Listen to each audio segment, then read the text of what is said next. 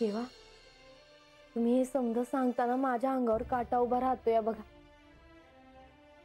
मला काय आहे ते कळत नाही, पण मला काहीतरी दिसतंय. अंधुक अंधुक आठवतंय बघा.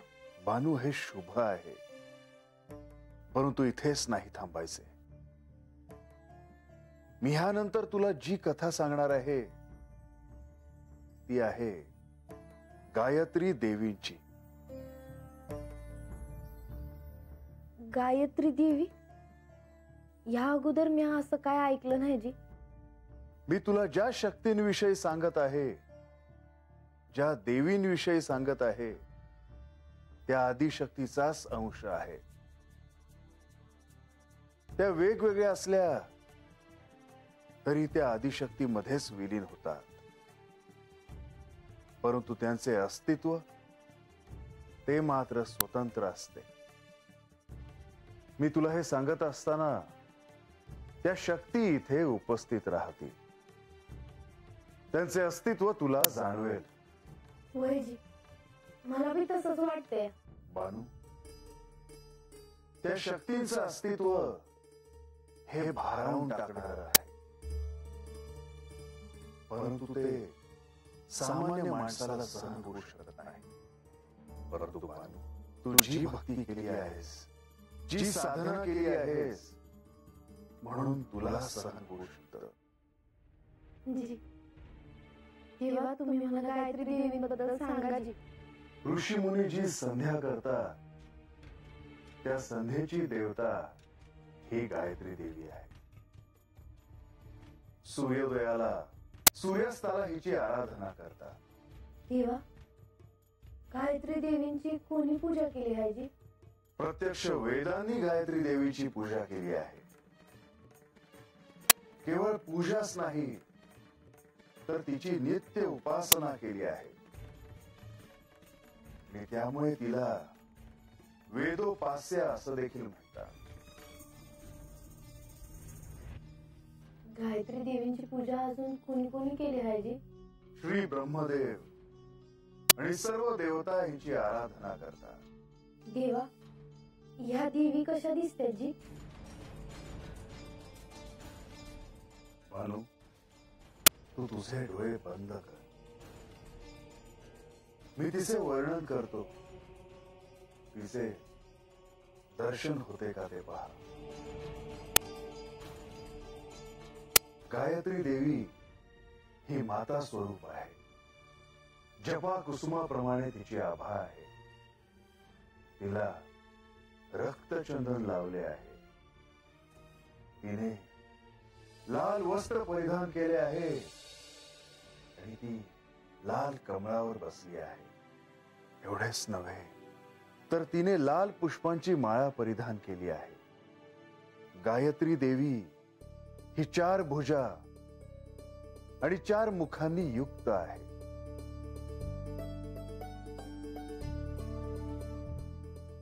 देवा, आजवर मी जेवढं ऐकलं आहे त्यावरून हे कळलं का ह्या दिव्यांचं असं वाहन असते. मग गायत्री देवींचं काय वाहन आहे? देवी गायत्री ही हंसवाहिनी आहे. त्यांचा निवास हा ब्रह्मदेवांच्या हृदयात आहे. 4 वेद म्हणजे त्यांचे 4 चरण आहेत. व्याकरण, इतिहास, ज्योतिष, पुराण, उपनिषदे ही तिची 4 मस्तके आहे. तिच्या मुखात अग्नी आहे, तर शिखे रुद्र आहे. तिच्या चित्तात श्री विष्णू निवास करतात.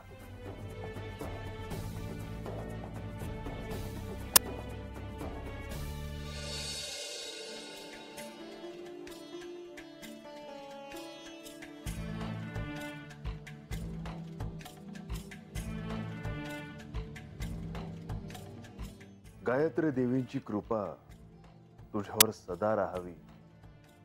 तसेच माझ्या सर्व भक्तांवर त्यांची कृपा दृष्टी असावी, या क्षणी मी त्यांना सांगतो.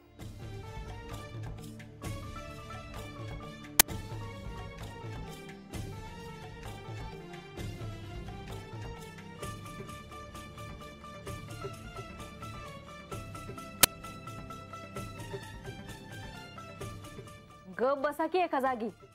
कशा पायी यार झऱ्या घालताय? विचार करतोय विचार. रंग्या, कसला विचार करतो बाबा? द्यावानं बानू आत काय करत असत्याल ह्याचा विचार करतोय. म्हणजे इतका वेळ झाला अजून बाहेर आले नाहीत. त्याचा विचार तुम्ही का करताय? जेवढं आपल्या कामाचं आहे तेवढंच बघाव. झाली आमच्या बायकोची किटकिट सुरू झाली. काय ग गंगी, काय सारखं बोलत असती ग त्याला? नवरा हाय ना तुझा त्यो? नवरा तिच्यासाठी नवरा म्हणजे बिनकामाचा आहे. आत काय चाललं हाय तर ध्यान देण्यापेक्षा आपल्या मोहर जे काम आहे ते बघाव. थोबाड बंद कर तुझे. बराबर बोलतोय त्यो. आज पत्तूर असं कधी झालं नव्हतं. रंग्या, आपल्याला कळायलाच हवं आत काय चाललं हाय ते. तीच म्हणतोय मी. आता द्यावन मला काम दिलंय काय तर हातला सांगावा गडाव नेऊन सांगायचा आणि गडावचा सांगावा हात येऊन सांगायचा. आता ह्याच्यात आमच्या पायाचं तुकडं पडत्याल ती वेगळंच, ती जाऊ दे. पर गडाव जर मला कोणी विचारलं का बानूच्या वाड्यावर काय चाललंय तर मला सांगता यायला पाहिजे का नको? म्हणजे काम करणार तर तुम्ही. आता काय द्यावानं दिलंय म्हणल्यावर ती कराय पाहिजे. देव पावला म्हणायचं मला. देव पावलं म्हणायचं. हे प्रभू, हे माते, हा प्रकार काही माझ्या ध्यानात येत नाही. मग तर तुम्ही त्यात लक्ष घालूच नका. असे कसे प्रभू? जेजुरी गडाशी आणि बानूवाड्याशी माझा या ना त्या प्रकारे संबंध येतोच. असे असतानाही श्री म्हाळसा देवींनी श्री गणेश यांना देवांना परत गडावर घेऊन यावे असे सांगून पाठवले आणि श्री गणेश गडावर परत आले देखील. परंतु शंका काय आहे मुनिवर? देव परत आले नाहीत हा मुद्दा नाही, परंतु हे असे संदेश पाठवून श्री म्हाळसा देवींना नेमके काय साधायचे आहे? त्या बानूची परीक्षा पाहत आहे. पण ही कसली परीक्षा? सत्य समजून घेण्याची बाळाची आकांक्षा अधिकाधिक दृढ व्हावी म्हणून त्यात अडथळे आणणं आवश्यक आहे. आणि हेच कार्य श्री म्हाळसादेवी करत आहे. हा मार्ग मला तरी परिणामकारक आहे असे वाटत नाही. मग आख्यान सुरू करून काही साध्य होईल असंही नाही.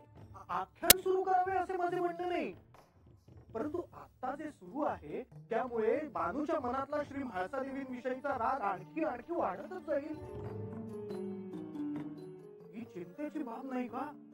परंतु म्हाळसा देवींना तर सत्य कळलं आहे ना. मग आता त्या जे निर्णय घेतील त्यात शंका असण्याचं काही कारण नाही. त्यांच्या दृष्टीने जे योग्य आहे तेच त्या करतील. नारायण नारायण, मला जे वाटले ते मी बोलून दाखवले. माझे काही चुकले असेल तर मला क्षमा असावी. तुमचं काही चुकलं नाही मुनिवर. आज्ञा असावी. नारायण नारायण. ज्या अर्थी नारद मुनींना शंका आली आहे त्या अर्थी त्यात काहीतरी तथ्य नक्कीच असणार. ते बानूविषयी जे म्हणाले ते खरंच आहे. म्हाळसा देवीविषयी तिच्या मनात जो राग आहे तो असाच पराकोटीला गेला तर त्या दोघींमधली दरी वाढत जाईल. त्या दोघी एकत्र येण्याची शक्यता मावळत जाईल. आणि म्हणून मला असं वाटतं की आपण म्हाळसाची भेट घ्यायला हवी. देवी, आधीची परिस्थिती ही निराळी होती. तेव्हा त्यांना आत्मज्ञान नव्हतं, त्यामुळे तेव्हा त्यांना सल्ला देणं हे संयुक्तिक होतं. परंतु आता या संदर्भात आपण त्यांना सल्ला देणं हे मला पटत नाही. परंतु या आधी कुठला प्रश्न उभा राहिला तर आपण त्यावर पर्याय सुचवायचो ना.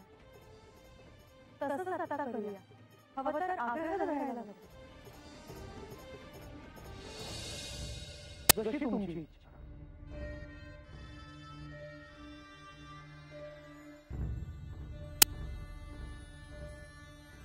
देवी, आत येऊ का? ये माधवी.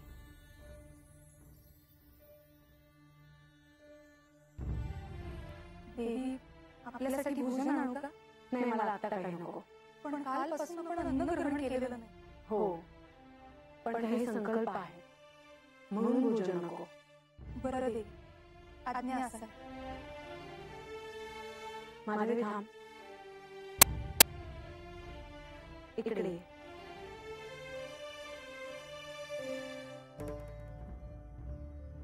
आजवर मी तुझ्यावर जे रागवले त्यामुळे तू दुखावले नाहीस ना?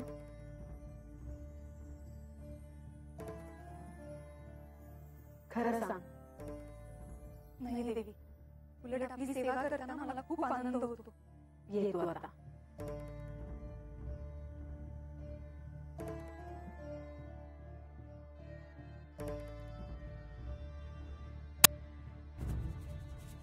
शुभम भाऊ.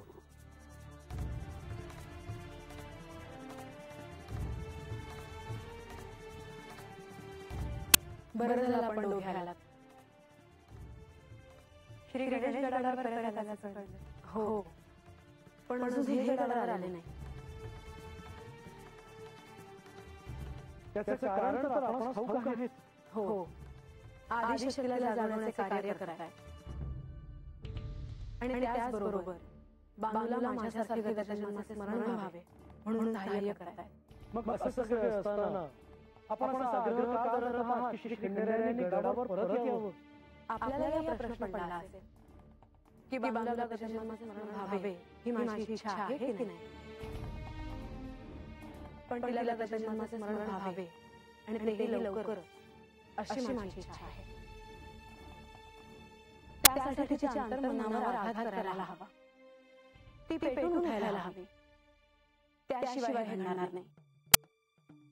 आणि त्यासाठी अडथळ्यांचा आभास मी तयार करते आहे. हे मी समजू शकतो. मला कल्पना आहे, तुम्ही आणि श्री खंडेराय दोघेही बानूला आत्मज्ञान व्हावं म्हणून प्रयत्न करता. केवळ तुमचे मार्ग बदलणार. देवी, श्री गणेश गडावर एकटेच परत आले आहेत. मग आता आपली काय इच्छा आहे? माझी अशी इच्छा आहे की तुम्ही दोघांनी बानूच्या वाड्यात जावं आणि यांना माझा निरोप द्या की मी यांना तात्काळ गडावर बोलवले आहे. परंतु त्याचा लाभ होईल का होणार नाही? विरोध झाल्यानंतर बानूने द्वेषाने जर सत्यापर्यंत पोहोचण्याचा संकल्प केला तरी भेट व्यर्थ जाणार नाही. जशी आपली इच्छा. केवळ एवढेच पहा की संदेश देताना बानू समोर असेल. आम्ही त्वरित श्री खंडेरायांची भेट घ्यायला निघतो.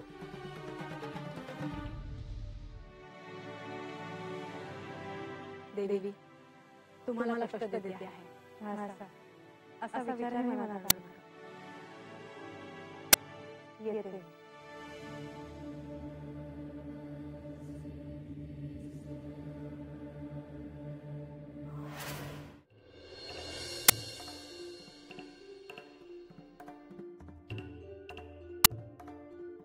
देवा, अहो काय पुण्य आहे माझं म्हणून तुम्ही मला आधी समज सांगतायसा. ते तुझे संचित आहे म्हणून तुझ्या आयुष्यात हा योग आला आहे. मनुष्याला जे सुख आणि दुःख प्राप्त होते ते ह्या संचितावरच. देवा, तुम्ही गायत्री देवीबद्दल मला सांगत होते तेव्हा काय झालं ठावं नाही, पण माझं मन शांत झालं आहे बघ. आणि सत्य समजण्यासाठी ह्याच शांततेची आवश्यकता आहे. देवा, मला असं वाटतच नाही का तुम्ही बोलायचं थांबवा. मला काय, मी हवे तेवढे बोलत राहील, परंतु तुला श्रवण करता यायला हवे. का नाही जमणार? तुम्ही सांगा की. मन हे भ्रमरासारखे असते. ते सदैव इकडे तिकडे फिरत असते. त्याला एकाग्र करणे हे सोपे नाही. ज्ञान समजा जीव एक करून ऐकल जी. पण भ्रमरावरून मला एका देवीची गोष्ट आठवली. ती देवी म्हणजे भ्रामरी देवी.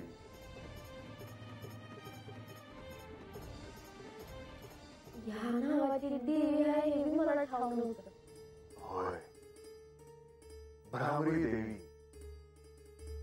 आणि ह्या क्षणी मला तिचे अस्तित्व देखील जाणवत आहे.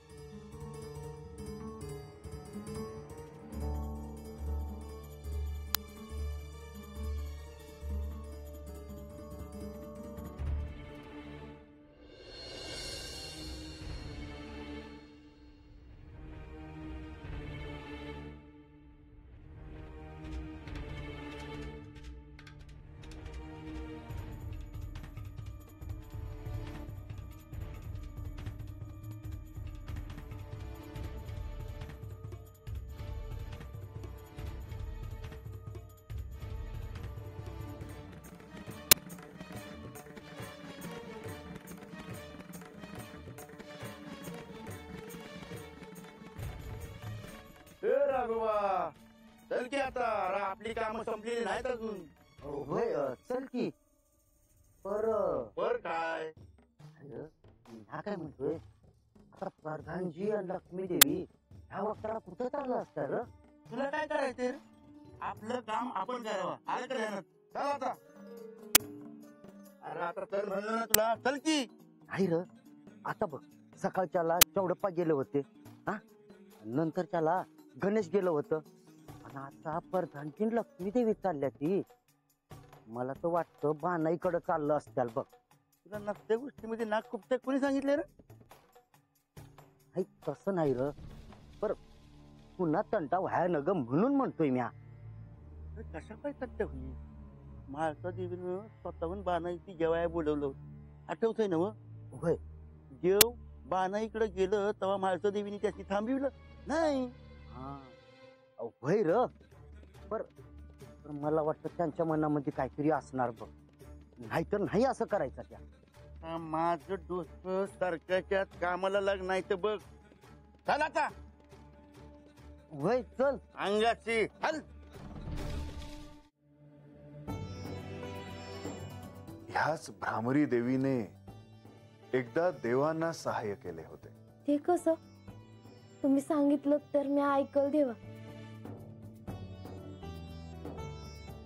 बानू, मी हे आदिशक्तीचे स्तवन करत असताना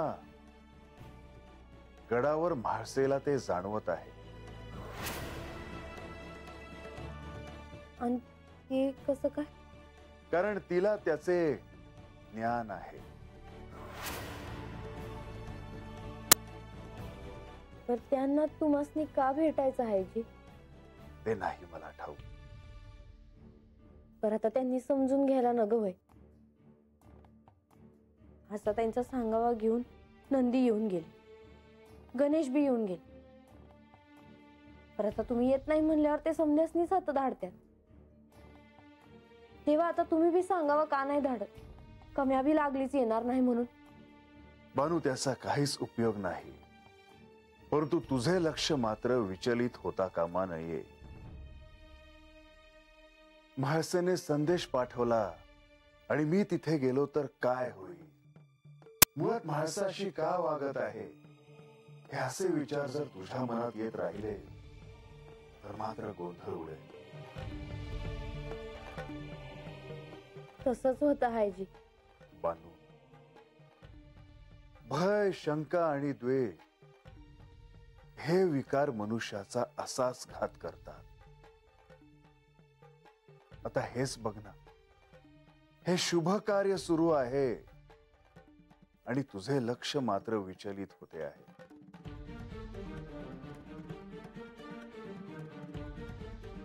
तेव्हा माझी चूक झाली जी.